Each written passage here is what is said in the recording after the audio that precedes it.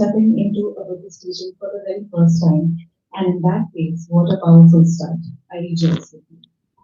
We are deeply honored to be in the presence of Geshe Dorji Damdul, a teacher who brings together rigorous scholarship, deep compassion, and a rare generosity in sharing with heaven. Geshe studied for 15 years at Draper Muslim Monastic University, achieving the highest degree of Visharavanta in 2002, and then pursued Tantric studies at Guru Tantric Monastery College. In 2005, he became the official English translator for His Holiness the Dalai Lama, assisting with both public teaching and detailed philosophical works, including Nagarjuna's Fundamental Wisdom of the Medieval and Shantidev's Bodhisattva Charya. Since 2011, he has served as the director of Tibet House in New Delhi, where he has nurtured thousands of students across the world through courses, retreats, and public teaching, and many of those students are also present here today. Today's teaching is based on Lama Tsongkhapa's In Praise of Dependent Origination. This is a profound text that honors the Buddha as the supreme teacher who revealed dependent origination and the very key to freedom from suffering. It beautifully illustrates the middle road, steering clear of the extremes of eternalism and nihility. It unifies karma, rebirth, and emptiness, and reminding us that emptiness is not denial of cause and effect, but in fact, the ground that makes ethics, compassion, and growth possible. And above all, it is a call to practice, to contemplate, to devote, and to walk the path of wisdom and compassion with courage. As we prepare ourselves to receive these precious teachings, I find it helpful to remember a simple yet powerful image by Lama Tsongkhapa in the great treatise of stages of the path to enlightenment, and in the chapter How to Listen and Explain the Teaching. He speaks about three faulty points. He plays the teachings early on because unless we learn how to listen properly, no matter how profound the subject, it cannot truly take root in our minds. The example seems ordinary, but yet it is very striking. So the three pots are the upside down pot, nothing goes in; a leaky pot, whatever goes in flows right out; a poisoned pot, even nectar turns harmful if it is mixed with pride or doubt. When I hear this, I think, this is me at different times in different days. Sometimes distracted, sometimes forgetful, sometimes colored by my own judgment. This reminder is gentle, but little by little we can try to keep the pot upright, to notice the holes, to clean it out. And if we manage even a part of that, it's already a good start. On a personal note, today marks a full circle of 11 years since I met Geshe in Bangalore. It is a testament to Geshe-la's generosity, kindness, and confidence that in 2014 he chose to teach us Pramana Vartika Chapter 2, a topic rarely exposed to lay people and usually taught only in monasteries. Throughout the text, Geshe planted seeds of compassion and encouragement. He reassured us again and again. Even if you don't get it, you're getting the imprint. Even if you get a little bit, you are making the mind fertile for receiving teachings in the future. I will admit, in those teachings, I was probably all the three pots: upside down, leaky, and poisoned. Every time I stepped out of the teaching venue, whatever I had understood evaporated. But Geshe-la's words gave me confidence. They reminded me that even the faintest impression is worthwhile, that seeds of wisdom and compassion are being planted, whether or not I grasp them immediately. Over the years, I have been busy patching my pot, turning it upright, rinsing it out, and I imagine many of us are in that same process, cleaning, repairing, and positioning ourselves, so that we can receive more fully each time. So friends, let us come to this teaching with open hearts and attentive minds. May we carry home not just the words, but imprint that blossom into wisdom and compassion. Please join me in offering a warm and heartfelt welcome to Geshe Dorji Damdul.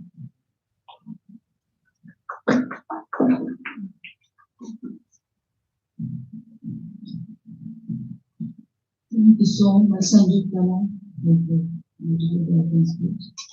I think probably you all to just know what is the program schedule. We have first session now by the Honorable Geshe Dorji Damdul. 12 o'clock to 1 o'clock we will have a lunch break. And 1 to 2:30 we will have second session by the Honorable Geshe Dorji Damdul again. 2:30 to 3 we will have tea break. 3 to 4:30 p.m. Third session again by Geshe. And 4:30 we will have a talk by Ian. I would request you all to stick to the time so that we get maximum out of this session. Okay.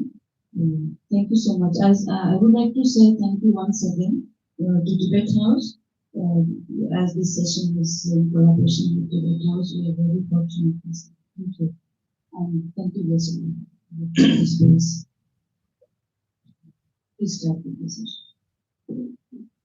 Thank you, Nalini, and thank you, Sanjeev Devi, for your very kind the opening of this program. Those at the back, can you hear me? Those at the back, can you hear me? Good. Okay. And it's always really inspiring to see Yeshua Sanjazala. And it has been many years. I think about like it was 2000. The first my contact with Mumbai, not Mumbai Curse, was I think 2004 or 5. There's a group of young pilots in Mumbai, and this is how we connected. And then 2010, I think, was the first be coming to Mumbai to do teaching. Otherwise, I did come to Mumbai before that. But then me coming here for teaching was I think in 2010. And it was a great experience. And the first thought that came to me was that how I wish that Mumbai has a space, the external space for people to come, learn. And if my dream is even more efficacious, to have a residency teacher. So after about like how many years are there? 2000, let's say 2007 till today, like 18 years. Geshe has been here for about 4 years, 5 years, almost 7 years. Oh, okay. So we're going to spend like 10 years after me having this aspiration that in Mumbai would have a residential teacher with the external space for people to come and breathe fresh of ease, relaxation, happiness, compassion, wisdom. And finally, when Dr. Nidhi requested that I come here to give some talks, then the day one of my coming, Geshe appeared. And I didn't know that I didn't know about Geshe at all before that. And even while he was studying, of course, Geshe way junior to me, younger, I would say, younger. And and suddenly to see a very young, dynamic Geshe here, I was so impressed. Okay, my dream actually came true now. So, and since then, I was trying to contact my friends in Mumbai to connect them to Geshe, and it is purely karmic connection. It's not just like somebody pushes you here and then you feel connected. No, it's purely karmic connection. And I see that the Geshe by coming here, he has his own organically say created sangha here, and people. So yesterday when I met the group of Vishalas, the core members, is very impressive, very inspiring, very encouraging. So, my heartfelt gratitude and the respect to Vishala for Vishala's very courageous and the amazing resilience, courage, compassion, and highly knowledgeable. So there are multiple thankful qualities which Geshe demonstrated. And one thing which I like to always also share earlier in my young days, like when I was like in 20s or 30s, I was totally inexperienced. And for me, I don't really like any sort of the pujas in the philosophy disagreeing with Buddhist teachings and the pujas. And now, over time, I realized that it was that the Buddha is marked as somebody with an omniscient mind, a mind to see the predispositions, the propensities, the inclinations, the proclivities of each of the sentient being and teach accordingly. Not that, okay, this is what I discovered, then you learn this.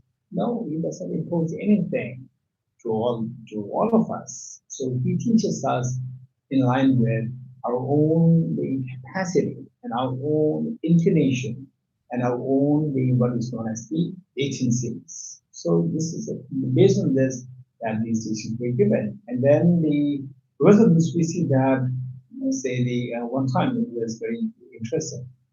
It was in there was one I'm not mentioning place. Okay, so usually in my talks, you don't expect me to go into the details of the place, the person, and so forth. You'll never get these things. Okay, but you know the concept, the main concept. You know, you get it. Once I was invited by the center, and the center, it is a very remote place where but once upon a time, they tried. And then the next, like 1,000 years gone, this was the situation here. And then the people, the new generation all popped up. And what they know about Buddhism? Nothing. It was just like the words Buddhism they heard when they were in school. This was the situation. And then my friend, somehow he created a small center there and I was invited. And from the teaching space to the guest house, um, they drove me. It's quite a distance, so they drove me. And on the way, to my left hand side, I saw a huge parking lot with innumerable number of cars and the motorbikes. And I asked my host and his team that, oh, there must be a very big Buddhist center here.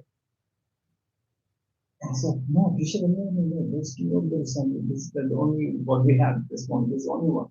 So no, you don't know that. It's a big, there's no best big Buddhist center here. How do you see that? I said, no, no, why do you know about Vishnu one? Look at my left side. And they all looked towards the left. They were about like 4 or 5 people in the car. It looks, I said, no, Vishnu, this is a big shopping mall. I knew that, I was joking. Saying, well, look at the interest in the proclivities of the people, inclinations of the people. They say the affiliations, the affinities. Look at that. So the people, the affinity is too much drawn into impulsive actions, impulsive thoughts, impulsive physical, verbal, and all to go into the easy way. And what actually gives the purpose, meaning, is less, so less. And even though in the category of what gives you purpose and meaning, so let's say teaching the Buddha or teaching on quantum physics, relativity theory, or any of such things being taught there versus somebody giving you empowerments, for instant realization. Everybody will go there because they don't want to put effort. We don't want to put effort. We want instant, everything instant, instant coffee or instant noodles.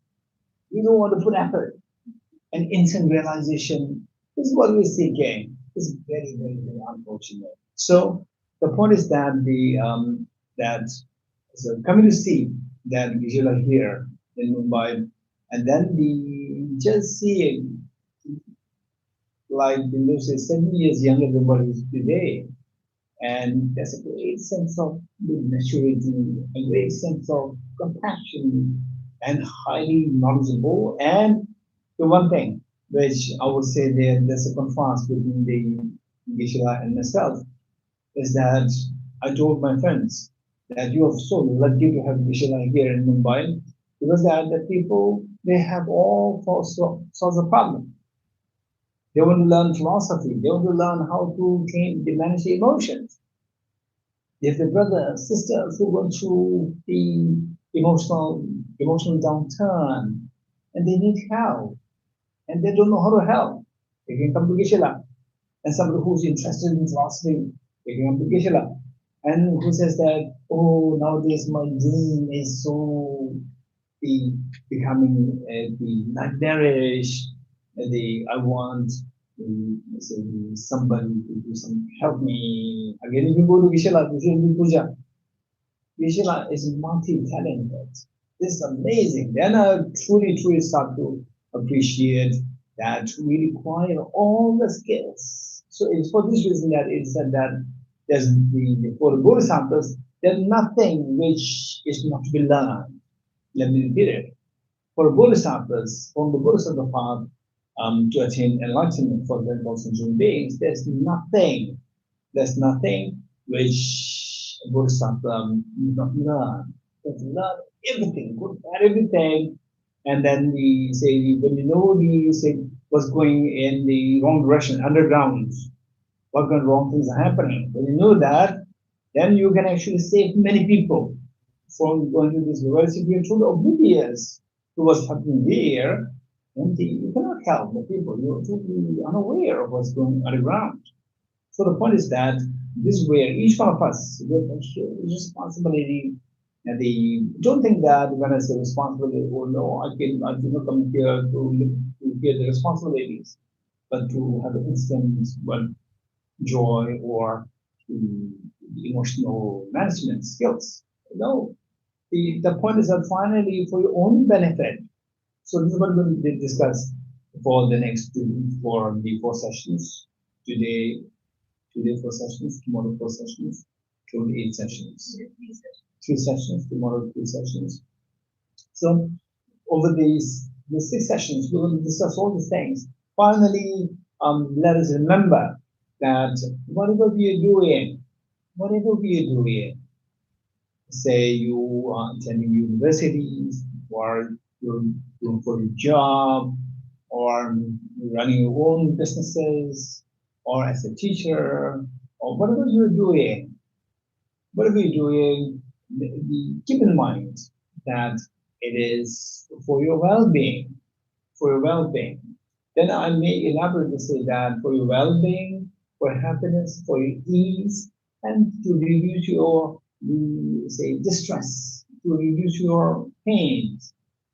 And meanwhile, if you're happy, then we see that you can spread the happiness to your family members. Otherwise, when you become very unhappy, family members, they love you so much. And they feel painful, they feel sad. So the first thing, before you help your family members, make sure that you help yourself. Then you remain a happy person. Don't expect that if all the problems will be solved. Don't expect that.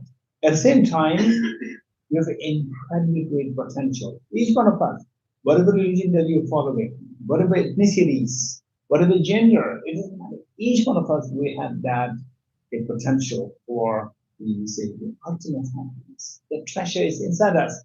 And that I'll try to explain this here because that oftentimes, people who are influential speakers or who are influencers, they talk something and then people inspire. But then finally, what should I say? The finally, what should I be doing? So what he said, what she said is so inspiring. How should I begin? Where should I begin from? So this is a serious question, and many people they don't have this answer. In the speakers, one time there was somebody who was a greatly respected author, and he was to give a talk on his book, and I was asked to be the chairperson for that talk. And they listened to the talk, 1 hour talk. Finally, the author concluded by saying that the ultimate answer to your happiness is to have the communion, to have the communion with the divine, to have the communion with the ultimate, to have communion with the divine. And all this 1 hour talk, people mention how. So then in my remark, I said that okay, next book that you should be writing should be on how. You stop here that the secret of the happiness is to have communion with the divine. The next should be how. How can we have the communion with the divine? That should be the second book. This is what I said. So what I'm saying is that this is something which we really need to convince of. What am I doing? Okay, why I'm saying this is that it personally benefited me a lot once when I was in Singapore. That the Singaporeans, they're just amazing. This is one, we say the place whose, I would say, is a beautiful blend of two cultures, Singaporean. The Chinese culture, which is very hardworking, and the British culture, love for knowledge. So these two combined together, they say the Chinese culture, hardworking, plus the ancient China, is the element of faith. Faith is very beautiful, but faith can go a disaster if not complemented by education. It can go to disaster. It can lead us to fundamentalism. So the faith, hardworking from the Chinese culture, and then from the British, they inherited the love for knowledge. So these two combined together is a beautiful synthesis of two cultures. And the outcome is so beautiful, it's amazing. One time, it was in England. I met this Indian girl in Cambridge, and 1 or 2 years later, when his son is visited, I think in Oxford. So the same girl who I met in Cambridge, she again came for Oriental Solids. I don't know how she got Oriental Solids. And so her English is a blend of two languages, two accents. One is the British accent, but also the Cambridge accent. And then the Indian accent. That is more beautiful than the British English. It's amazing, so beautiful, so healing to hear a tinge of the Indian accent with the beautiful the British accent. Combined together is the synchrony, the hybrid is so beautiful, more beautiful than the Cambridge accent. So His Holiness was so impressed by her English. Yes, I heard her English 1 year ago in Cambridge. And His Holiness was so impressed. And when she left, His Holiness said that how she speaks, the English is so beautiful. His Holiness said, okay, so what I'm saying is that this is the Singapore. So the blend of two beautiful culture. So what I'm saying, this is amazing. So here, Singapore's culture is not to be very blunt. No, it will never be blunt. So they're very sensitive to your thoughts. And the my host, was the people were requesting for personal meetings. And my host, they went for a center, the center there. They set up appointments, individual appointments, and finally there was one professor, Singaporean professor, for meeting with me. number one Singaporean, number two professor, which means I was not at all expecting that question. So what he said is that, okay, you should be a Buddhist. I said, yes.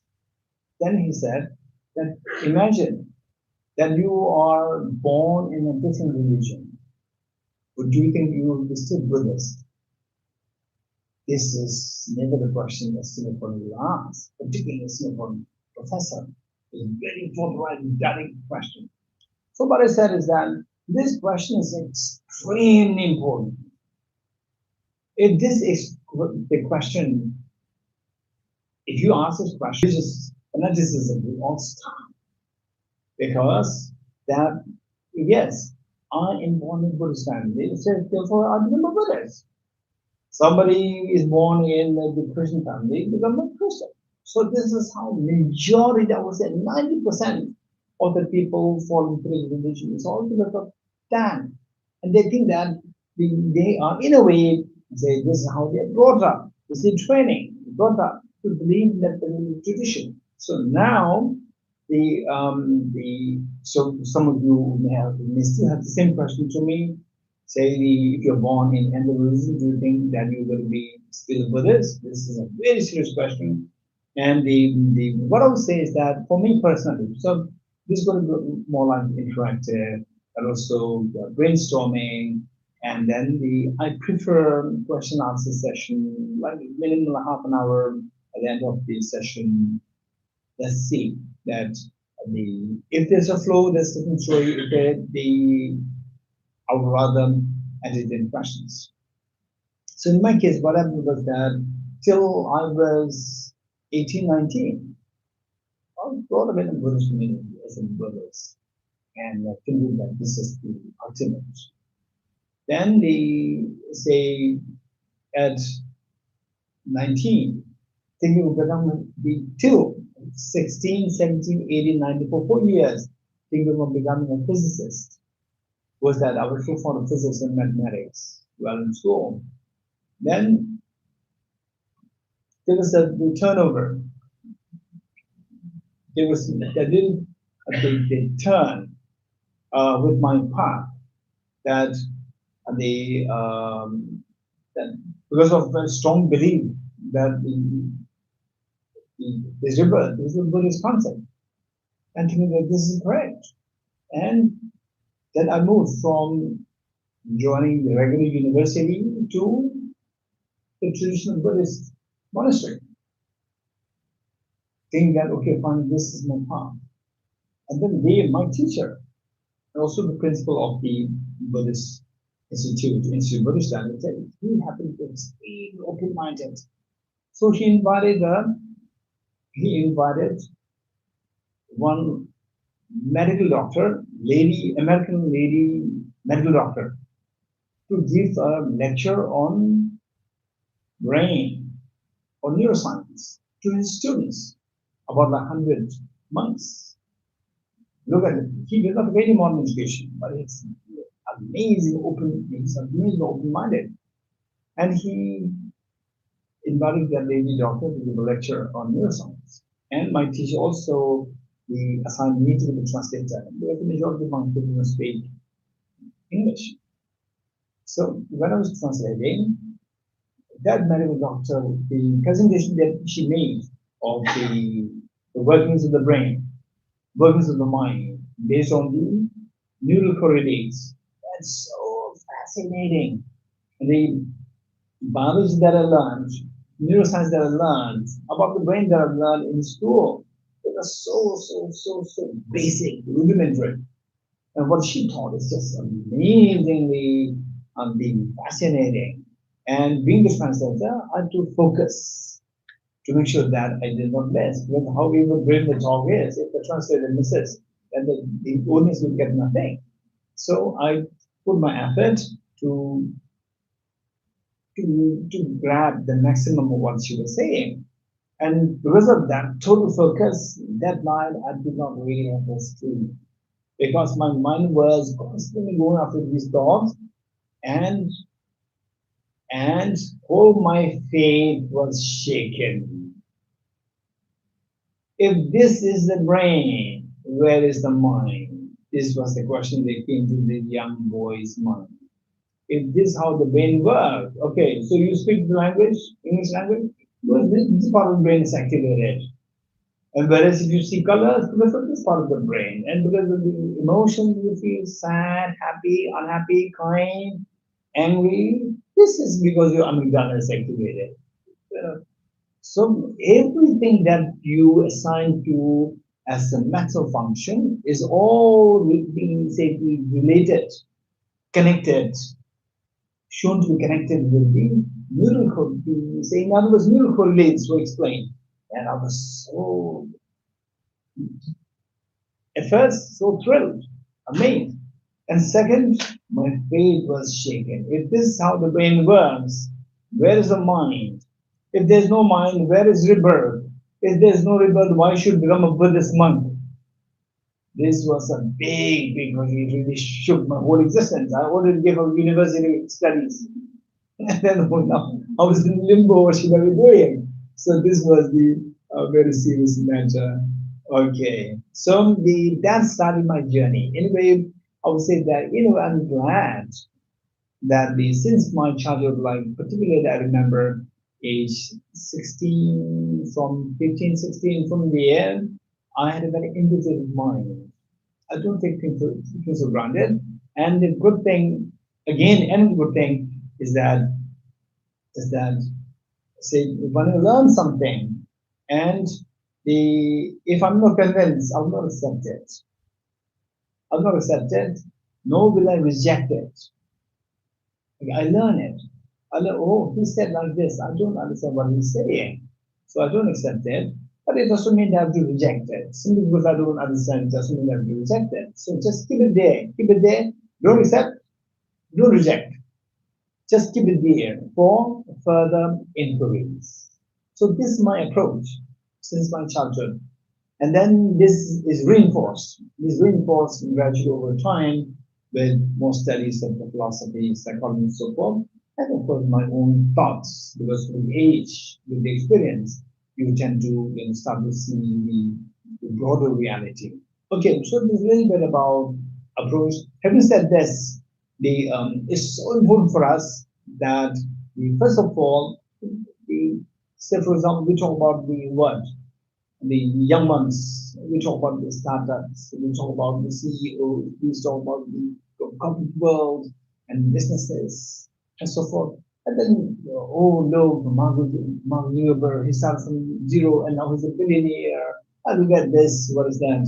Bill Gates, he was just like the dropout and from school, and then now he's a billionaire. So people, the thing is that saying, do you say, do these things happen? Answers yes. These things happen.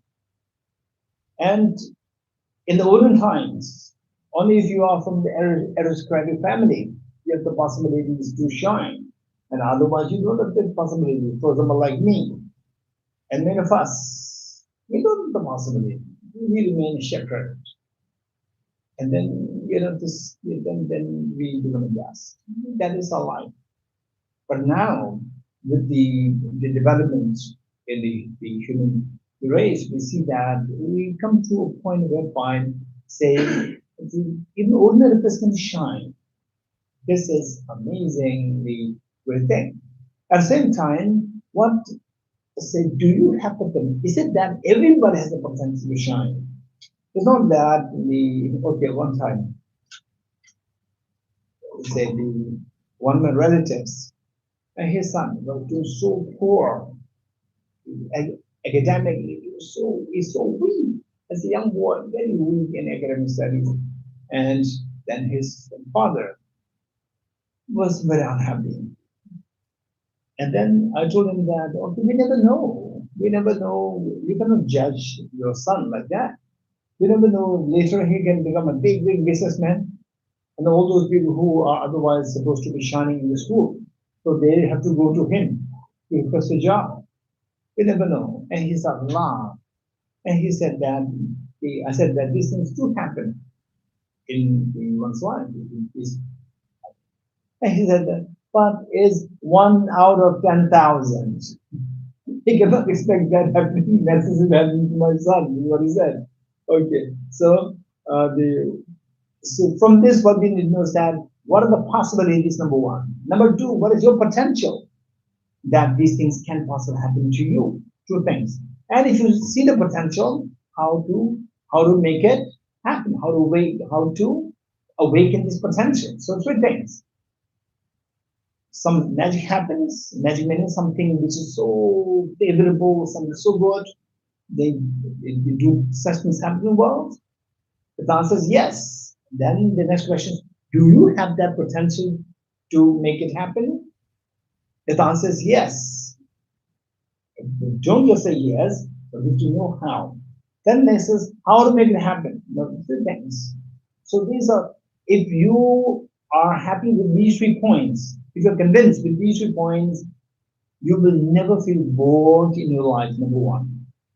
You will never go into depression, anxiety, and so forth, number two. You can be a great inspiration to so many people. This is so important. Particularly, I see that in Mumbai and also the people that I know, they are the same. Many of them are counselors. So we have the Shweta here and Vanashri here and Navadri also doing. So, and then here we have the greatest of the council, Visual here, and we have this Doropet, one of Doropet here, yes, psychologists here. So we see that I would say that the majority of the people who I know who are into the counseling, so they're all from the Ashesian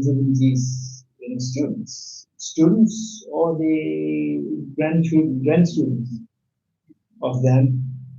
These two are great inspiration for so many people. So I would say that for counselors, particularly these are the areas where you can heal somebody so quickly when you let the other person feel convinced. I do have the potential, and this potential can be awakened to practical steps. If you know these 3 points, then the healing can be extremely effective. So this is something that I like to do. So with this in mind, what I'm saying is that these 6 sessions that we have is going to be a little bit interactive. And if you have your personal questions, which is say at the core, not getting any answer, just feel free to bring them up here. And if some are really personal, which you don't want to share in public, don't worry, and you can send them to me in written. I'll be very happy. But it doesn't mean that these questions should not be suppressed. These questions must be brought to the surface, bring them up, and if it's too personal, bring it up, not in public, but in the personal capacity with your teacher of something, and anybody, so who you trust. So bring these questions up, and otherwise, if there's something very general, you can bring this up in the class also, so that everyone, including myself and Geshe, we all get the chance to think more. So this is how we grow. Each one of us will grow. Okay. So having said this, and the first thing is that the inner life, what's the purpose of life? I don't want to go into the really the purpose. If you are interested, you can bring this up in the form of questions. And we will have the online participants also. And the online participants also, if you have good questions, during the questions session, please feel free to bring the question up. And the offline participants, we show some of the students here in Mumbai, you also feel free to bring the questions up. Okay, so here what I want to share with is that His Holiness the Dalai Lama, 2008, was invited to give a public address in Delhi University. And at the end of the address, a girl raised her hand to answer the question of service. What's the purpose of life? Yes, I told you I'm not going to go to for the purpose like this, but if you're interested in this up, but what I am focusing on is slightly different, related but different. That historian has responded that we live on hope, number one. Number two, we hope for happiness. Therefore, the purpose of life is a genuine happiness. Seeking a genuine happiness is the purpose of life.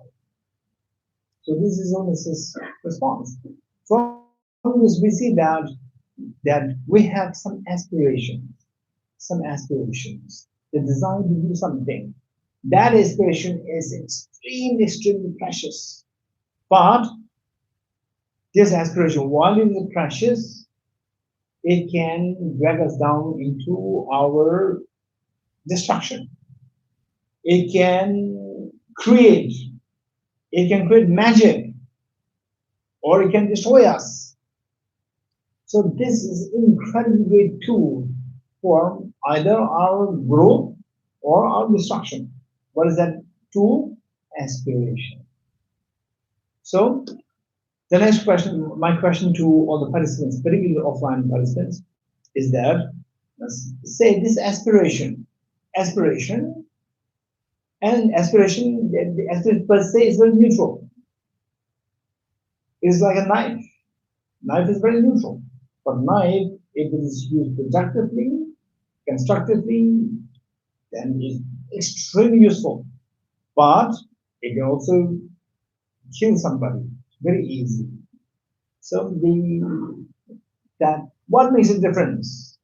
Just as this knife is going to be constructive, helpful, beneficial, or harmful, likewise this aspiration. It can make you a demon. It can make you a divine. So the question is, what do you think that makes somebody suffer because of this aspiration? And and on the other hand, what makes you think that this aspiration can make you greatly successful, make you greatly happy? What makes the difference? Aspiration per se, and they does not guarantee that. There should be some the second component. Added to that, then the aspiration is wavered, left, right, whatever. Okay, anyone? What do you think? Quick, raise hands. Yes, what do you? Okay, so this intent again is much intent, aspiration. They are in this the more in a similar direction. So one, some intent can make you be successful. Some intent can drive you in destruction. So what determines what is the that factor? That factor added to the intent or added to the aspiration, it makes you shine or it makes you die. Yes.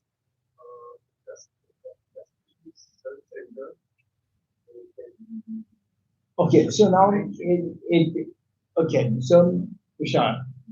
So what Tushar is saying is that this aspiration, when driven by self-centeredness, can give rise to destruction. For example, a small child and very experienced person 30, 40 years of experience, gray hair like me, right? Versus a young child, age 3 or 4, very selfish. And who can destroy more and who can be more successful?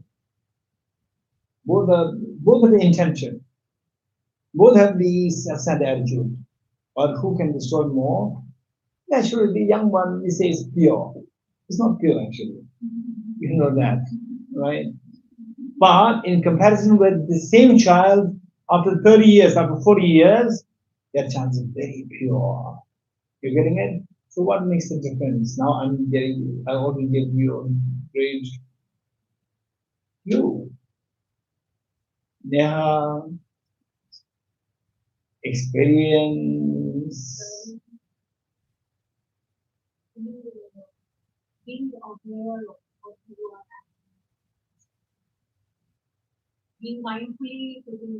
Okay, okay. Look, being mindful, being aware of what you're doing, and so forth.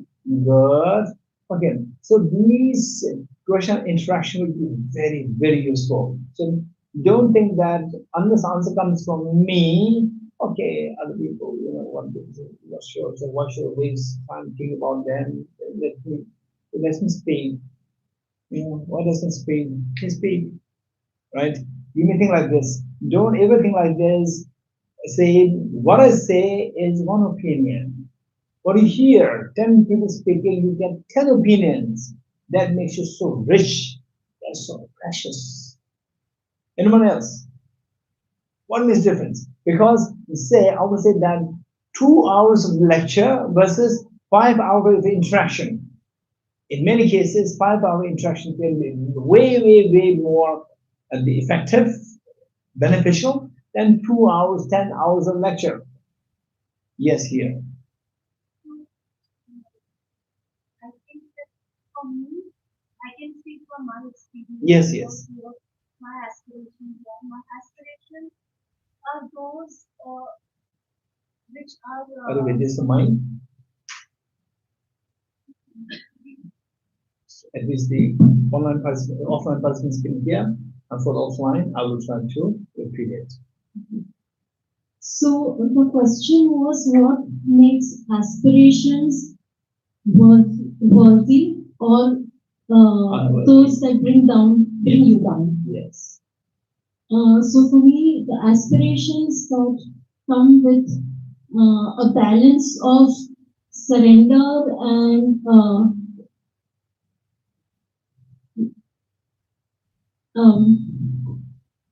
Okay, Sarah, let's say.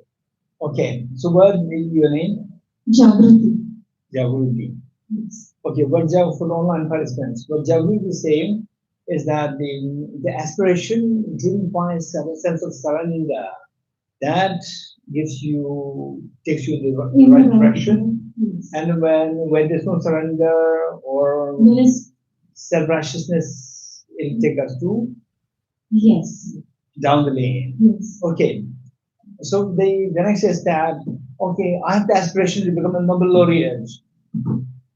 I have aspiration to become a Nobel laureate in physics, right? Or I surrender to Einstein, right? Einstein, I surrender to you, Einstein. You recite this mantra for 100,000 times. Do you think that you will become a Nobel laureate in physics? You will not. Okay, now you get a clearer picture. Clear, you already got a clearer clue. You getting it? So Jagrati. what Jagru said is not completely wrong and not challenging. These are the points. So where always entertain. So your thoughts entertain questions from others. These are known as the enlightening moments. You are being enlightened. Enlightened doesn't mean that suddenly you have a hello right around. This is not enlightened. Enlightened means your thoughts are being elevated to a high level of thinking. That's the enlightenment. Okay, with this, we don't take that as the say personal challenge. Somebody challenge you. Instead, take that as an opportunity for you to grow. Okay, so over there. Understanding how I define constructive and destructive. my understanding of what is constructive and what is destructive.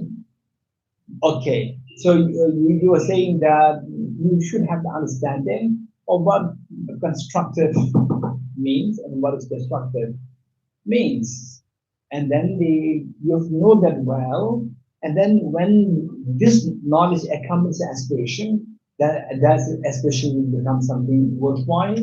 Whereas if that part is lacking, that knowledge is lacking, then your aspiration can drive you in the wrong direction. Okay, thank you. You're over there. So when we have a motivation to dedicate whatever we do, even if it's the smallest thing for the good cause of doing beings, if we do it in our capacity, as well as because when we are not yet enlightened, when we are not yet enlightened, we function from a limited perspective. So at every step, if there is a dedication for the good of all sentient that is a way in which aspiration can be taken to a higher mind. Okay, thank you. Thank you. What was your name? Yeah. Okay, what we are saying is that your aspiration, when driven by good motivation and dedication, then it can become good. There's also one element component required over there, gentlemen, over there. When the aspiration remains only aspiration, it doesn't become a source of joy or sorrow.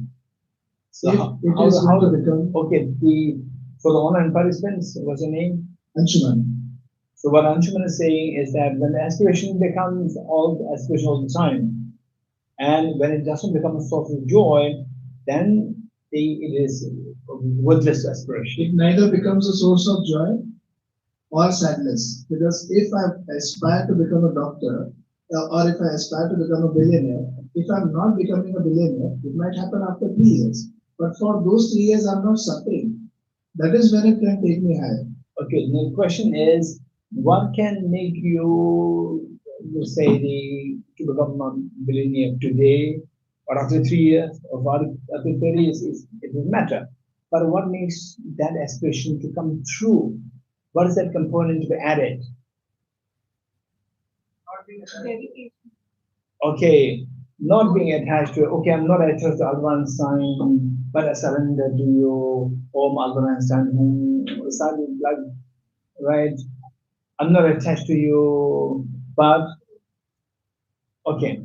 So this is where we really need to think more. Okay, the girl over here. Yes. And your name? My name is Ishu. So basically, I don't know what he said. Continuous action in the direction of where you want to go without the attachment to the outcome. Okay, so the continuous effort, action, Continuous effort. issue. Yes. So what issue is saying is that the continuous action is required, like you said, mantra, Om Albert Einstein, continuous action of reciting mantra, does it help to become a Nobel laureate in physics? No. It doesn't. What is required? So whatever is required to, like, What in is terms that? of physics, like studying, doing Ah, research. okay. How does study help? Tell me. That's interesting. How does study help you? Put it off first. Yes. How does study help? Okay. Now look, this is a good point raised. You touched that, and you didn't know how it came, right? So and why? Okay. Okay, Shweta. Yes, you are a professor. So professor has to tell us. Which is the first question or the second question? Okay, I'm confused. So my question is, what component is required to be added to the aspiration to make sure that this aspiration takes you to shine instead of to your going down?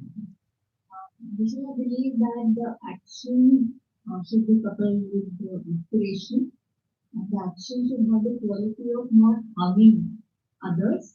Okay, I'll not harm others. Einstein, I promise you, Einstein, and I'll let the action continue. I'll not harm others. So the component of kindness and compassion. And compassion. Anyone who has joined, please join. I'll accept your tea also. Okay, so I'm expecting answer from a professor, but okay, so Namrataji. Okay, Namrataji is saying wisdom, wisdom. Okay, how does it help? Namrataji, yes. When you remove ignorance and you study, you get knowledge, and that helps you differentiate between, uh, aspiration that will help you shine or go the wrong way. So it's lack of ignorance and wisdom. Wonderful, wonderful. Okay, so Namrataji is saying that the wisdom is required, and the lady here, your name? Yes, my name is Aura. I'm what now I'm doing that for aspiration, you need to have trust to believe that this aspiration is Yes, I yours believe in to Einstein. aspire. Yes, I believe Yes, in and then Einstein. you're going forward. So I believe in Einstein. I recite mantra all the time. But I never become closer to Nobel. My name never came there for the Nobel laureate physics, candidate. Never come there. Okay, so now the still what's your name? Sorry, Audra, Audra, Audrey. not Audrey, but Okay, okay, Audra. So what Audra is saying that we require trust. So again, next question is how to do the trust? Because these are things we really need to think more. His Holiness in that once upon a time, is many years ago in what is that? Rochester, Mayo Clinic. In Mayo Clinic in Rochester, His Holiness is invited gives address to like 500 medical doctors and medical experts. And in the course of the lecture, one of the doctors asked His Holiness. The question asked was that the final job of the doctor is to make sure that the patient recovers quickly. And for the patient to recover quickly, it entirely depends on the patient's trust in the doctor. How can we build this trust in the patient's mind? So, just to say to have trust is not that easy. How to build the trust? It's not that everybody exactly. So that trust is required. So next question is how to build this trust. Again, this is another question. You getting it? So now this is a good point. Trust is a very important point. At the same time, even the trust can go wrong. Trust in the wrong person can make us go into fundamentalism. Trust in the good person can make you shine. Again, how to build the trust in the proper direction. Yes or no? This Vishwanath sense of discrimination which is based on study education. Okay, so what Namrata is saying and what Sunal is saying, they come to the same point. It is the sense of discrimination, sense of ability to distinguish what is right or wrong, and then to know what is right or wrong. Within that, again, what is the say subtle version of truth, even more subtle, more subtle. So this is what's right. And complete information, correct information, complete information, and systematic information. So finally, okay, let me say that what all of you said is correct, but I can still keep asking you more questions, and they will all boil down to what these two girls said, that it is finally we have to have the wisdom, the knowledge, information, and the knowledge again. Three things to keep in mind for the knowledge, and why knowledge. I'm going to give you one example, real life example, and you see if you are convinced with that. Okay. Okay, first let me give the example. What happened was that, so these examples will give you a conviction that you don't need to believe in the Buddha, you don't need to believe in this person, that person, so forth. Simply through your own experience.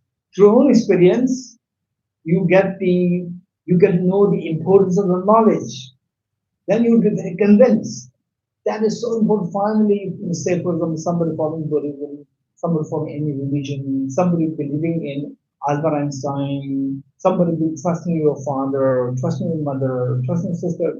So all these things should be for your well-being. Don't forget it. It should be for your well-being. And later on, you see, as I said earlier, we was here and we have to learn more. Finally, I said that begin with your well-being. Start from your well-being, and then go to the expanding your the sense of concern for the whole world. all sentient beings. Well, they said all sentient beings. Okay, so later on a higher plane of the reality, you will come to discover that the highest level of your well-being and wanting the maximum for others, these two are synonymous. In the beginning, these two are very divergent. Say, when you work for your well-being, then the other well-being has to be compromised. When you work for others' well-being, your well-being is compromised. That is the beginners. Or how many you have this problem? Or how many you've heard this problem? That say to my husband, you always work for and then you're neglecting the family. This sense, right? Look at this. Look at this. The husband's complaining. Look at this. Pointing to his wife. Look at this wife. Always helping others, compassion, and neglecting one's own family. Right? I'm not even getting food. Right? So giving preference to helping poor people, right? So neglecting family. So this is on the earlier stage. On the earlier stage, helping others and be helping yourself. These two seem to be dichotomous. Then at a later stage where your maturation reaches to a certain level, then these two are synonymous. The more you help others, this is the best way to increase your joy.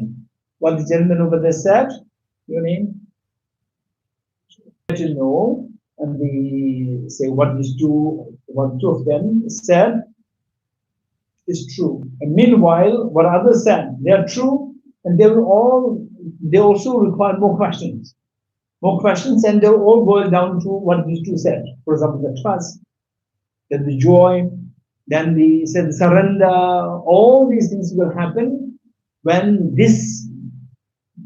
the knowledge part, when the wisdom part, when that is included, everything falls in place naturally. So what happened was that I must be aged 15, 15, and I was so fond of mathematics and physics. My math teacher, he was in the middle of his class, like, it's very strange. I would say this person is very different. He's extremely calm and gentle, and he never showed even the slightest anger to anybody. But all the students, even the most mischievous, naughty boys, even they are scared of him. They're scared of him. But he never scolds anybody. And his style is very different. I really want to know, what is that skill that made everybody scared of him? Yet he did not really have to scold anybody, show anger to anybody, and things happen the way he wants it to happen. So what he said was that he said that one time his car broke down. His car broke down, and he took the car to a mechanic. A mechanic just opened the bonnet and then looked inside, and finally the mechanic had a hammer and hit it 3 times. And then he started the car. The car started so well. And my teacher asked the mechanic, how much should I pay you? And the mechanic said, $300. Is it expensive or is okay? Just hit it 3 times, dang, dang, dang, and then charge $3,300, which means dang $100. Next dang $100. So there's $100. My teacher was shocked. He said that you just hit the card with hammer 3 times, and you were charging $300. Just hitting it once, $100 is so expensive. So what he said that I did not charge you even a single penny for hitting it with a hammer. So hitting with a hammer is for free. I didn't charge you for free. But where to hit the hammer? You don't know. You know how to hit. You don't know where to hit. Where to hit? I learned it from my teacher. I learned it. I paid money. I learned it. I is the same. So therefore, what you know, what I know, the common thing that we know, that I'm giving you for free. Hitting is for free. But there's one which you don't know, which I know. That is where to head. I'm charging for that. If you don't know that, your car, it can be like, let's say like 10,000 US dollars, but it's purely useless. With $300, now it becomes useful. You can use it. So it's the knowledge, it's the wisdom. Where to head is the wisdom. So you have to, if you get the wisdom, how to make yourself happy, how to make yourself happy, then you say that aspiration, because you know that with this kind of effort, that I can reach that destination. So what is that destination? Where my miseries are mitigated and my happiness expanded. This is my destination. So your aspiration will become so alive and meaningful, and with the wisdom, you know that it will take you there. It's not just a belief. You don't just have to believe in this. Because of this, as such, what I'm saying, that we all have the aspiration. And as some aspirations can take you down, it would be a cause of your destruction. And some can make you shine. What aspirations will make you shine? That is the aspiration supported by the component of wisdom that will make you shine. Aspiration with a component of the lack of wisdom. What is lack of wisdom? Ignorance. Where the aspiration is supported by ignorance will drag us into misery. For example, say this one example that I give also is that, say that we all want to read the book in praise of dependent origination. By the way, so one comment on this book, so we should have a lot of effort in making this happen, but it says in praise of dependent origination by Venerable Geshe Dorji Damdul. That's not true. In praise of dependent origination was by Sankhata, not you're very good. Okay, so Nanaji, hey, make sure that don't drag down Vishnu's name. Right? Hey Sanjuda, where's Sanjuda? Where's Sanjuda? Hey, help Vishnu. Okay, who helped Vishnu? Huh? Who helped Vishnu? Huh? No, so not from anyone here. They do not know that. Okay, Vishnu is protecting you. Okay, so those are small things. So therefore, so many people may be so interested in this location. What is that? Right. Okay, so these are the. Okay, so what I'm saying is that wisdom plays a very important role. So, what kind of wisdom? Again, the next question is wisdom. There's so many kinds of wisdom. What kind of wisdom? This is so important. Finally, keep in mind that the the purpose, the purpose of life, as this owner says, that we live in hope and we hope for happiness. So it's your well-being. That's the purpose, my well-being, your well-being. And so with this, for example, let's say that, say, always use our intelligence to increase your knowledge.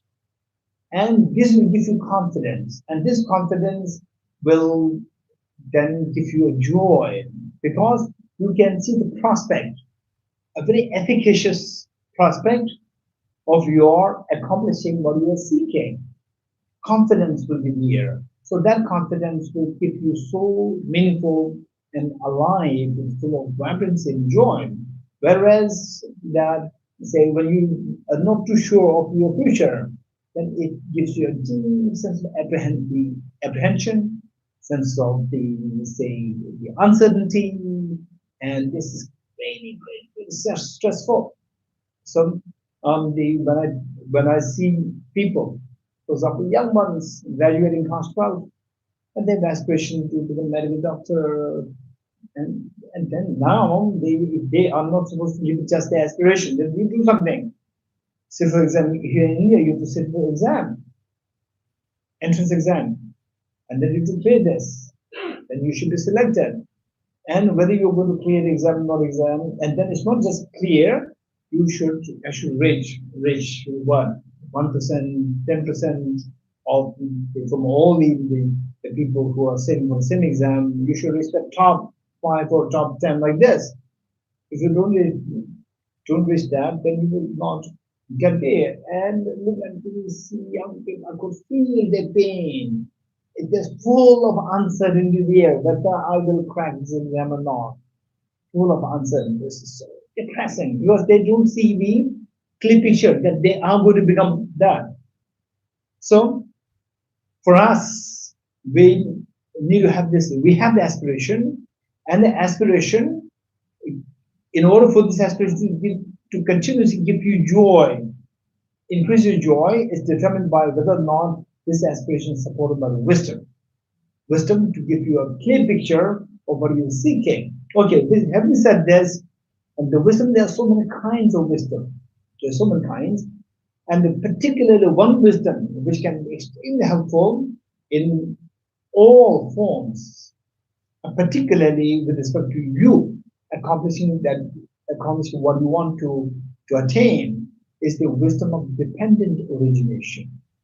Wisdom of dependent origination. And this book is with you, all of you. This book in praise of dependent origination, in praise of the wisdom of dependent origination. So this text, the study of this text becomes so important for us, knowing that, okay, yes, now, so we say we are seeking something, which means that we have the aspiration to make sure that this aspiration works, to take you to the desired goal is the development of wisdom. Now, wisdom, there's so many kinds of wisdom. And the wisdom which is very relevant to take you to the desired goal is the wisdom of dependent origination. And you may be wondering, suddenly you jump to this point, wisdom of dependent origination are required for you to attain your goal. Let me give you one example. It's amazing. Okay, so the example that I'm giving you is a real life experience related to the understanding of dependent origination and lack of understanding of dependent origination due to the difference. Once, I think about like 12, 13 years ago, I was going for a personal retreat in Laos-Piti. And so we have to cross Rohtang Pass. How many you have crossed it? Raise hands. How many have crossed Rohtang Pass? Okay, the Prera, no. So now you will never cross the Rohtang Pass. You know why? Huh? Ah, now tunnel has come. Nobody wants to spend 4 or 5 hours crossing the Rotterdam Pass. Tunnel just 15 minutes. So people prefer that. No Rotterdam Pass, unless you want to go there just for that purpose. Okay, so I was crossing that. That was a time that the tunnel was being dug, and it was my first time, no experience. My friend organized a taxi, small taxi. And somewhere in the middle of the pass, my taxi got stuck, which means go back 2 hours, carry the car, impossible. So, okay, now finish. Now what do you do? We cannot call the mechanic. No connectivity. And to my surprise, taxi driver didn't get out. I also didn't get out. But there were people around. I don't know where they came from. There were people, young men, they're just happily chatting, laughing, smiling. And it was not a gloomy moment. It was a very, say, bright environment where people are smiling and chatting, so happily chatting to each other. And there some young men, 4 or 5 of them, they came. We did not request them also. They just lifted our small car and put it in the same place where we could drive safely. Wow, I'm so relieved. This is amazing. This is the humanity. We didn't know how, and they helped us. And we required help. They helped us. It was amazing. So, after the retreat, after 1 month, coming back, the same welcome bus. Welcome bus like this, at the top is a plateau. And I was stuck the first time going there, stuck in the middle of the pass. Then we returning, my car was stuck at the plateau, the top. It was already 6 p.m. and drizzling and cold, mud, down like 1.5 feet mud. And I thought, don't worry, humanity is there. Humanity is coming. No humanity is coming. There's so many cars, but no car is coming. Okay, now humanity is not coming.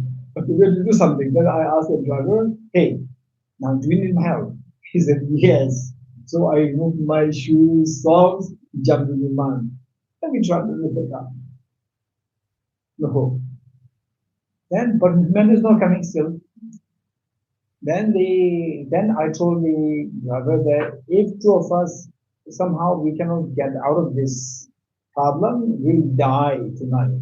It's freezing cold, already drizzling, 6 p.m., dusk. Then I said, we have to stop the cars now. Don't wait for the cars to stop. We have to stop, make them stop. So I asked that we have to raise our hands like this. And the driver is doing like this. I said, no, no need to feel shy. Now you do like this. So I also did like this. Nobody stopped. Nobody stopped. Then there was one car stopped, and the driver peeped his head out of the window and asked, are you a High Lama? I said no, and he left. He left. Okay. Then finally, 5 young Indian men, also well prepared, bikers with long boots, knowing that there's months, long boots, 5 young Indian guys, men on bike. The moment they saw me, they stopped. Okay, they stopped, they started chatting with me. They talked about Masnavatila, Delhi place where the Tibetans are. Masnavatila. Then these boys, they lifted the car and put in circles and they look, so in this series of episodes, we see where the dependent, with the understanding of the dependent origination, your happiness or your ease, your aspirations fulfilled.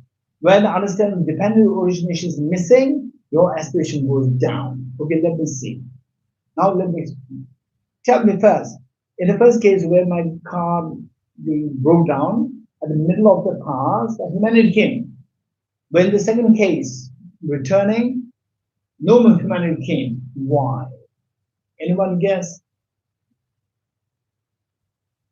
Okay, the gentleman behind Cyrus, the Cyrus expert. Respected Geshe also. In the first case, when your car was in the middle of the path, so all cars were blocked away. So they need your car to remove from the path. So there was a dependent origination. But in second case, your car was there. They don't need to remove your car. They were passing there. So there was no need of the dependent. Your name? Sushil Kumar. Okay, Sushil Kumar, you're from NMC2? Yes, sir. Okay. Thank you. Okay. Okay. Okay. Look, this is, how precise my guess is. You're getting it? Okay. So exactly what Sushil Kumar just said is the perfect answer. In the first case, why the humanity came is that the people there, they know, they're well aware. Somebody said awareness. Awareness. Awareness, not only just awareness of the correct information, which is dependent origination. By dependence on his car getting stuck, our car getting stuck will be originated. You getting it? So this is awareness that these people had because they could see the dependent origination very immediately. His car got stuck, my car got stuck. Unless his car is removed or is put to safe place, my car can never go. So even if we kill him, we throw out of the cliff, still nothing will happen to our car to move. So the best thing is no point in showing anger. Make him his car move so that we can also move. So they see the dependent origination very clearly, very evidently. When one sees the dependent origination very clearly, then you will make things happen. There's no anger required. There's no agitation required. You will just lift the car, help this car, and make it move, and your car will. But dependence on his car moving, my car moving will also happen. Originated, dependent origination. So in the first case, these people had a very clear understanding of dependent origination, which they can see, very imminent. Whereas in the second case, they don't see that dependent origination clearly because they feel that we are not dependent, I'm independent. You getting it?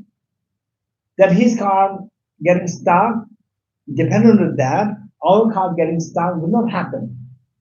So there's no dependent origination. This is what they're thinking. In actuality, answer is wrong. There's a subtle dependent origin there which they could not understand it at that point. So while this person, they said, asked, are you a High Lama? I said, no, then he left. Because he has a feeling that depending on helping a High Lama, you will get good luck originated. Your good luck will be originated. This is his thinking. So seeing that this is not a High Lama, so good luck will not originate in him. So why should I waste time helping him? Yeah. And then it's not a complete story. The next part of the story is that then these 5 young Indian boys, they helped our car to move.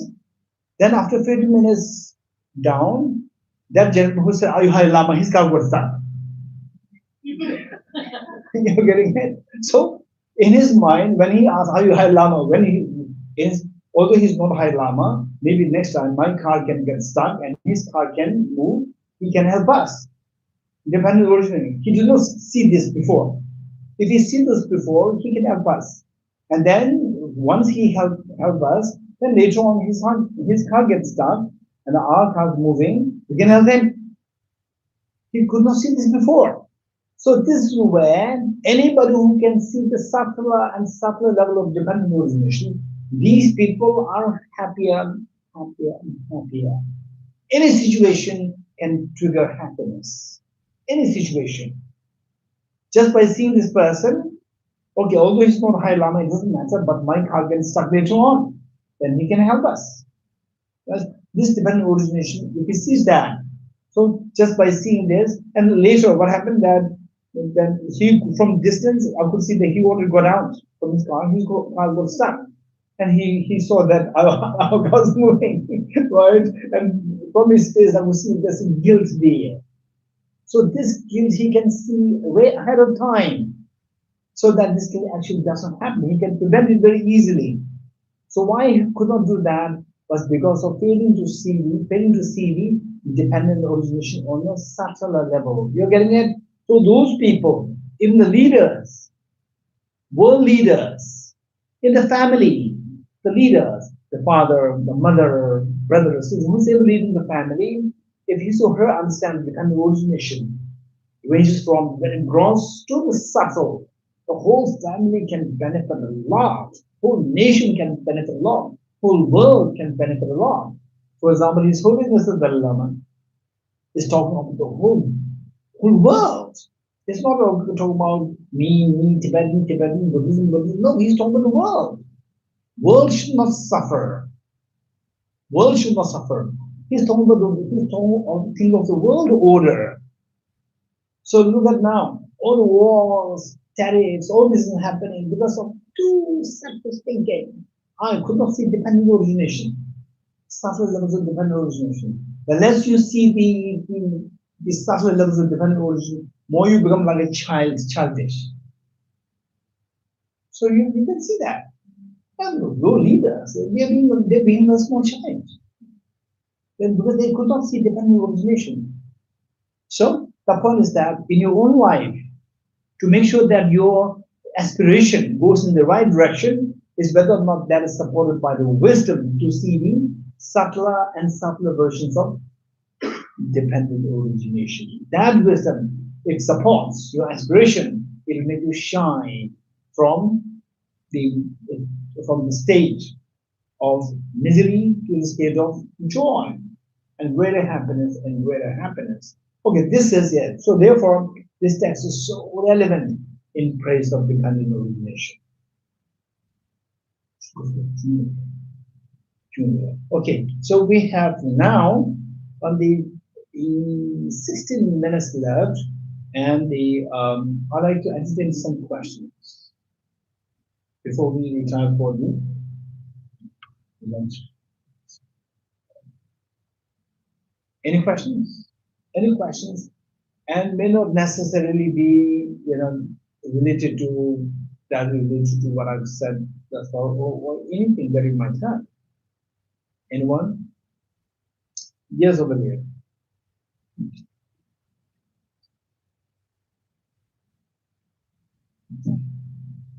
Right? There are two thought processes or two different kinds of faiths which are there when it comes to whether there is an afterlife or not. There are many religions and many thought processes which believe that there is an afterlife and the karma has to be created for it or removed depending upon which thought process you are following. And then there is another thought process which says there is no afterlife. My question is, if there is infinite life, why worry about it today? I can always correct it in the next karma because it is going to be continuous. And if there is only one life, then why worry about it? Just enjoy the life. Okay. Okay, the question for the online participants. The question is that with respect to the existence or no non-existence of karma or future lives, there are two schools of thought. There are two ways of thinking. So one group saying that there is rebirth, future lives.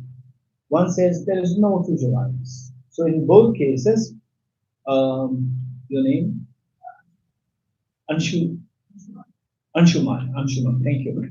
So what Anshuman is saying is that if there is rebirth, then there's good news.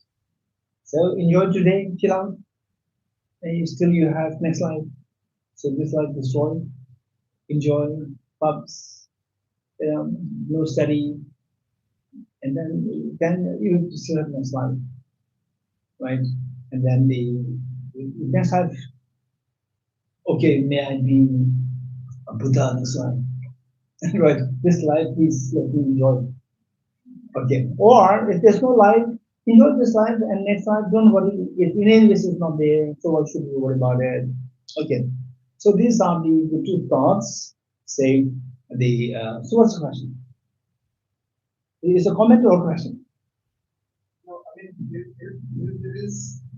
if there is going to be infinite lives, then what's to worry about today and why work on the karma, the karmic part of it? And if there is going to be no life, why work on the karmic part of it now?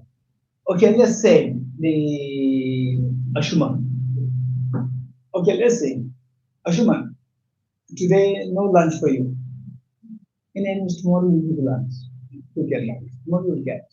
So today no lunch. Right? Are you happy? Not happy? Not happy. Okay, so although you're going to, don't worry, tomorrow you'll get it. Okay, tomorrow also not. Maybe next year. Lunch. Next year you get lunch. Are you happy? Not happy? Not happy. Okay. So we should deal with this practical realities. Practical realities. We are somebody who doesn't want to suffer even for a single day.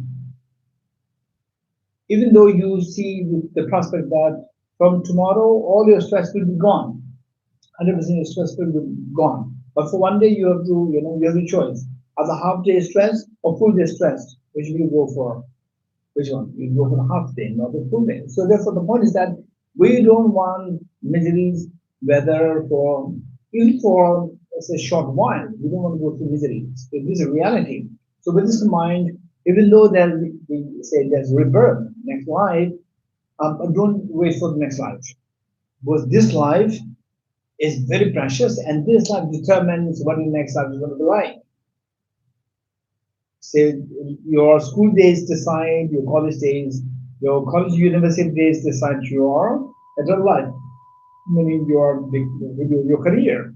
And then, so even when I'm in my 30s, 40s, still, I have another 30, 40 years more. No, your today is very important. So that's one thing that we need to remember. The next important thing is that I would say that more important question would be whether or not there's rebirth, whether or not there is next life. So I would suggest that don't just say that, oh, according to this tradition, according to that tradition. Instead of that, it's about your well-being. It's not about that tradition's well-being. It's about your well-being. For example, there's one gentleman, the in a university. I'm going to not disclose the university, and he was feeling he was from his mind, or the say the poor Tibetans. This was his mindset, and I told him, and we've been very close. I told him that, hey, professor, next time you become a Tibetan, if you're born as a Tibetan, what will you do? You will give birth. What will you do? He never thought about that. He thought that from the Tibetans, I will not be Tibetan. So next birth, you're born in Tibetan. What will you do? You be prepared now. You think about it. Right? He said, he has no answer. He been stuck like this. So the point is that it's not about somebody, it's about your well-being. So don't forget it. It's about your well-being. Say today you may be Hindu, next life you may be Christian. We never know. Today you may be Islam, be Muslim. Next time you can be Christian or Hindu, right? So this is where we never know. The point is that, but according to this tradition, there's no next life. So the other up down, right? Heaven or hell, or no, I don't believe in heaven and hell. I don't believe in rebirth. There's nothing without finish. It's not about what you believe. You take cyanide, consume cyanide. I don't believe in cyanide. I take it into you. Reality and what you believe can be dichotomous. So, what's the reality? That is to be explored. What's the reality? So, the reality, there are three kinds. One, which is directly visible. For example, like, okay, I'm thirsty, there's water here. It's a reality, directly visible. So that I don't have to believe in the Buddha. Oh, the Buddha said there's water here. No, I don't have to believe in Buddha for the whether there's water or not, right? Buddha, this is water. Shall I drink it? Not drink it? No, you don't need to check with Buddha. You know that experience. For those things which you can directly know, you don't have to rely on some other higher authorities. Now, the second class of reality, which you don't have a direct access. For example, electrons, protons, neutrons, and they grab the weight of the mass of the electrons, protons, so forth. You don't have direct access. But for this, you don't have to believe in somebody also. This is something which we can, by the power of your reason, the power of your, say, the experimentation, by the power of your mathematical formulations, you can understand the subtler reality. There's the second class of reality. Third class of reality, for example, like whether or not there's rebirth, that doesn't fall that falls on the second class of reality. With pure reasons, rationality, you can decide whether there's rebirth or not. It is not that is a pure reality. There's the third class of reality. For example, like your date of birth. Okay, tell me which month you were born. March. Which date? 18. Okay, 18 March. Did you see yourself being born on 18 March? And are you sure you're born on 18 March? Huh? We celebrate every year, 18 March. How do you know that you're born on 18 March? You have to believe in somebody. You're getting it? Part E equals m square. Equals m square, or say the say 100 divided by 10 is 10. 100 divided by 10 is 10. Don't ask more. You're getting it? Ask Albert Einstein, or ask your physics teacher, ask your math teacher, and don't trust them. Don't trust them. Learn what they say, and then see from your experience whether it's correct or not correct. That is number two. Where you learn from somebody and then you subject it to this, subject it to your own analysis. Don't believe what the Buddha taught. Don't believe what your teacher said. Learn from them and then subject it to analysis. With this analysis, you are convinced. Then you accept it. So rebirth falls under this category. So therefore, this is something new. And then particularly, I would say that there are many traditions who say that rebirth is here.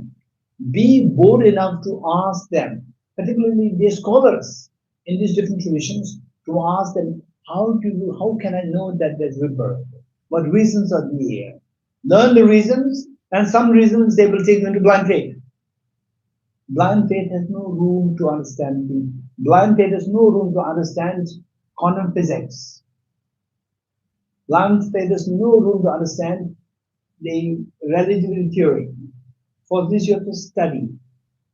Therefore, that you have to convince based on reasons. No blind faith is there.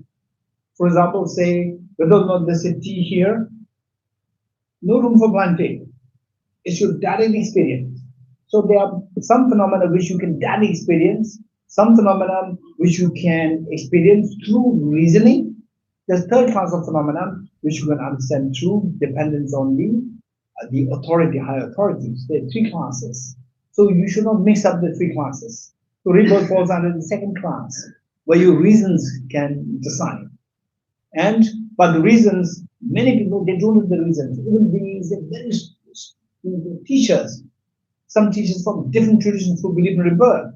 If you ask them, how do you know that there's rebirth? Many still have the question mark. They don't have the answers. But they very strongly believe in this.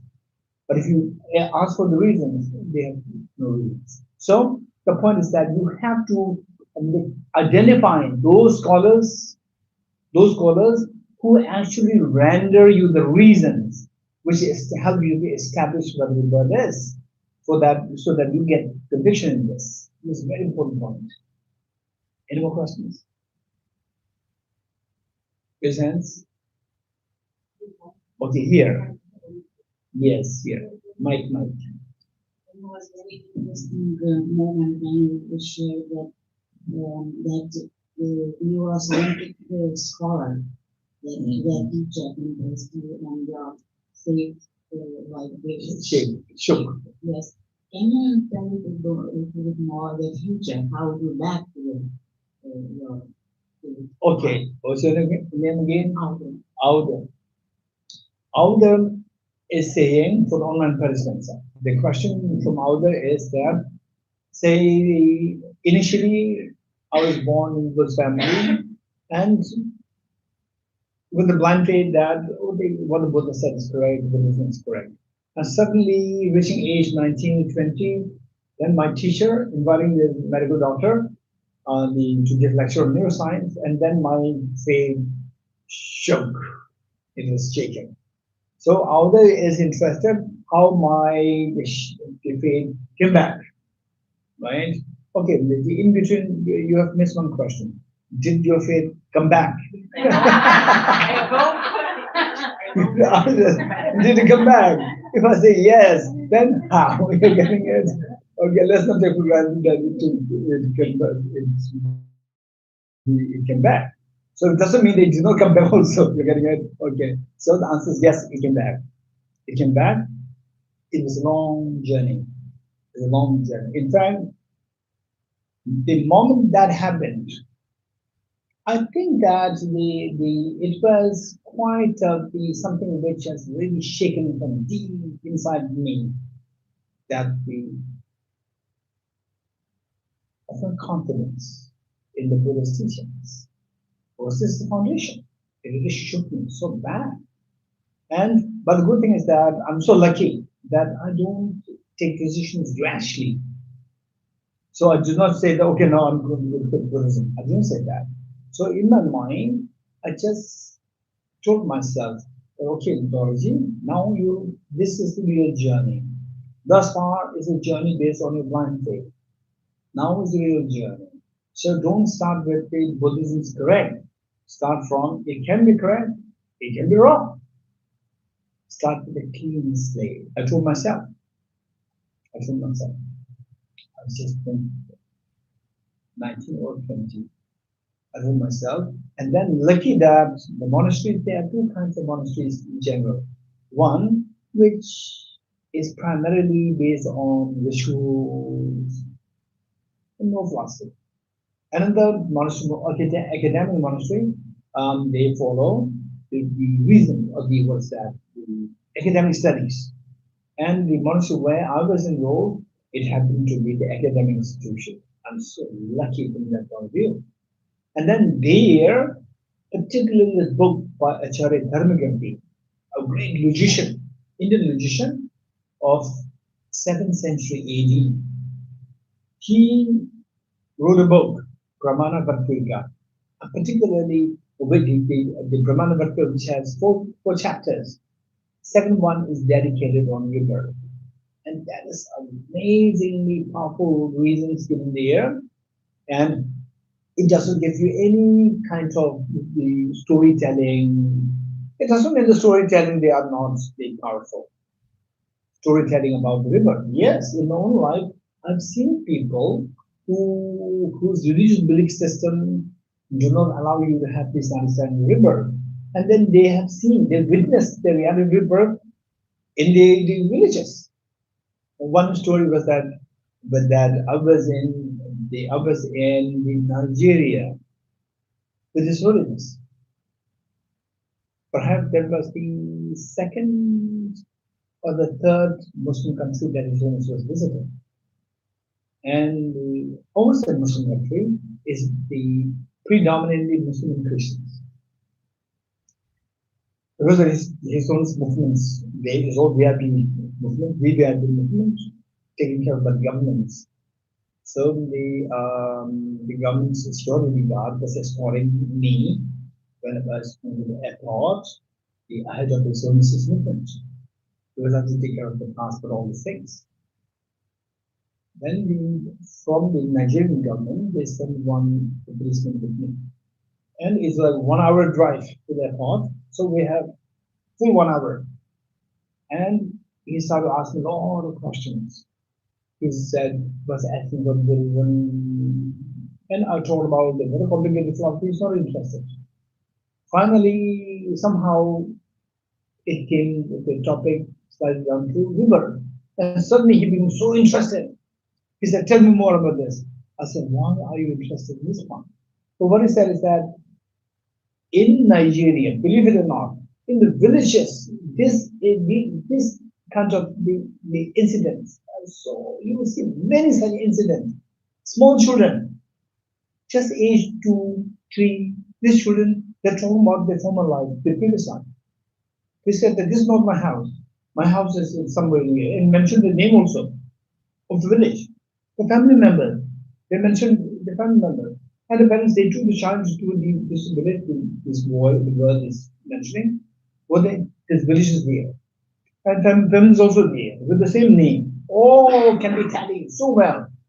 And he said that in Nigeria is predominantly Islam and Christianity. And in these two theologies, we don't find much in the rebirth concept. But something of this is actually happening. And we don't know what this is. So later, through his own inquiry, he can learn that rebirth is a phenomenon which is accepted by religion. So that the people are so interesting. These things are there. These things are there. So in my case, they say, in my case, the see, reading these things, listening to these things, very helpful. But I don't use them as reasons to establish a verb for others. Instead, it should be concrete reason rather than storytelling. These are like storytelling.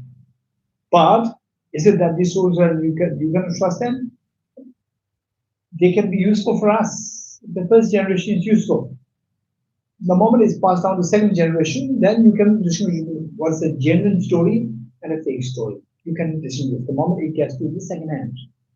The first hand is very reliable because you're meeting the person. For the Nigerian policeman, Nigeria, who did not hear about Buddhism or Hinduism before, just having his own belief system. So here, and the fact, what he's observing in villages is that all these things are so many things are popping up. Small children talk about the thermal lights. So the business idea. In my case, these stories help me, but this should not be the main ground for me to believe in the further.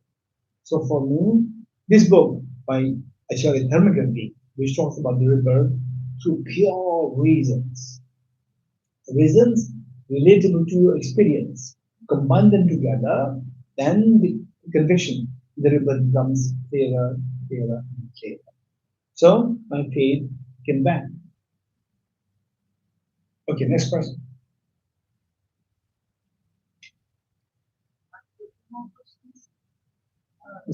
Moderate, you decide. Rinaldi. Okay, I think better Yeah. recess. But better to have lunch break. Yeah. So we come back fresh but in time. Better to come 5 minutes early. And we would like our teacher to so that we will be with us. So let him go have lunch question. Okay, we recite the heart super mantra 3 times. So I see many faces from the NNC1, NNC2, NNC1, 2, 4, 5, NSC, NCC. So you know how to recite this. So this mantra is a very secular mantra. Secular mantra, which means that the say gate gate para sangate words. The meaning is that go beyond, go utterly beyond and establish your full awakening. Meaning that they go meaning go from the darkness to the light, to the greater light, to the absolute great light, and utterly light of the happiness. And what is the meaning? So it's very simple. Yes, it's simple, but there's a deeper meaning here, which if you get time, you can ask this as part of question answer. If we have time. Okay. Teata Om Gati Gati Aragati Arasangati Bodhi Swadhyana Om Gati Gati Aragati Arasangati Bodhi Swadhyana Om Gati Gati Aragati Arasangati Bodhi Swaha.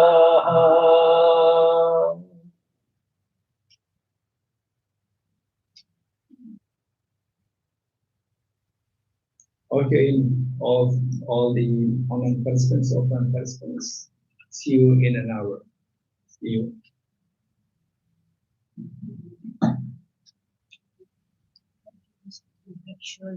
Recording stopped.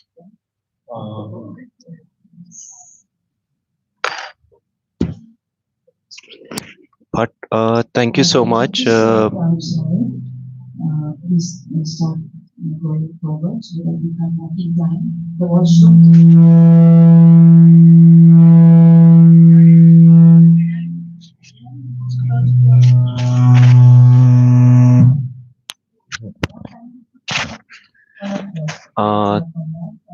Thank you. Please join the second session link, which starts at 1 p.m. There is a second session link on the YouTube channel of the center. Thank you.